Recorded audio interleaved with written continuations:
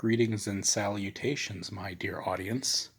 This is Joe St. Egg Benedictus, just coming at you with a nice, relaxing video, a quick video, highlighting 5 books I got for $1 at my local used bookstore.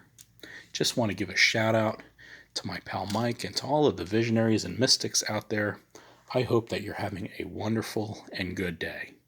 One of the ways to relax is to give yourself permission to rest. Light a candle. Vintage matches.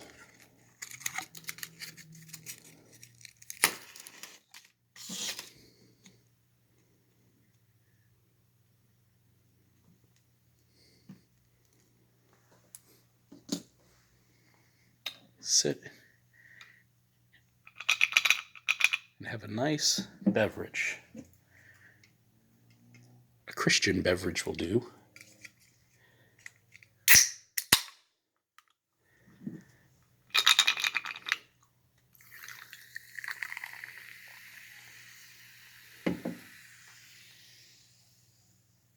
As we jump in here, I just want to say that getting 5 books for $1 at your local bookstore is a great way to support your local business. And it's a good way to get some fun books.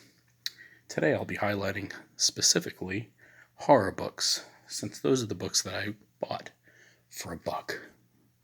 The first one is Dark Side, Horror for the New Millennium, or Next Millennium, edited by John Palin. It's an anthology, and boy do I love anthologies. I love reading anthologies, and I love watching anthologies, especially of the horror genre. I started reading this particular book, and it turned out to be more of a slasher type of book, which I'm not too fond of. So I'm hoping that there are more thrillers or haunted houses and stories like that, because I'm more into those kinds of books than the slasher types. Nobody needs to think about slashers and mutilations these days. It's too negative. The next book is Adventures in the Twilight Zone, edited by Carol Serling. Now you may see that Serling is familiar, because the original author of The Twilight Zone is Rod Serling, who appears in all of those Twilight Zone films from way back when. And I love The Twilight Zone. I used to watch it. In fact, when I think of the new year, I think of watching Twilight Zone marathons. And along the way, I used to pick up anthology of Twilight Zones by Rod Serling. And I thought, if this is a lot like Rod Serling's stories, well, it may be worth a try.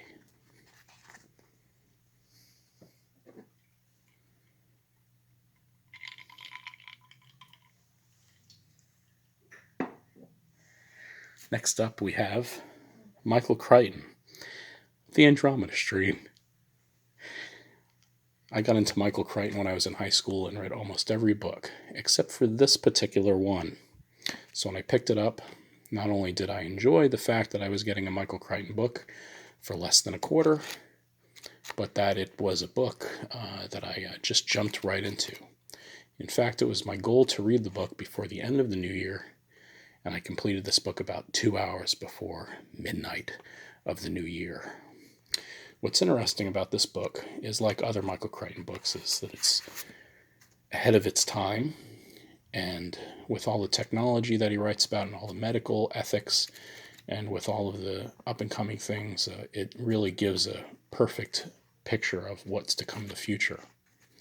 What surprised me about this book in particular is that it was published in 1969. And I thought, for Michael Crichton to be writing in 1969 about some of the things he wrote about in this book, I thought, very cutting edge. Just to give you a perspective, this was also published in 1969, just to remind you of what was going on back in 1969 and what kind of books people were reading back in those days. Just to give you some perspective. The next book is an author that I have not yet read, but have seen plenty of books by, John Saul Darkness. If you've read John Saul or you are a fan of John Saul, comment below, like the video, and make sure you subscribe. This particular book is about a town in my home state of Florida, a secluded little town at the edge of a vast, eerie swamp. Sounds pretty interesting. I'll probably read that soon. And lastly, in my collection of 5 books for a buck, is a book that many, many fans have read, including my sister, who was not only a voracious reader growing up, but also became an editor-in-chief. I'm very proud of her. This, Flowers in the Attic by V.C. Andrews, has been a pretty controversial book over the years. I've read about the controversies, about the various topics and themes within this book, but I've never really pulled the lever and actually read it, and I think I'm going to take the plunge this year. I'm looking forward to this one. Well, that's it for tonight, and I hope that you have a very interesting evening. I hope that you're having a great week, and I hope that you're having a wonderful new year. Be sure to be kind to one another, subscribe, and like below. Till next time.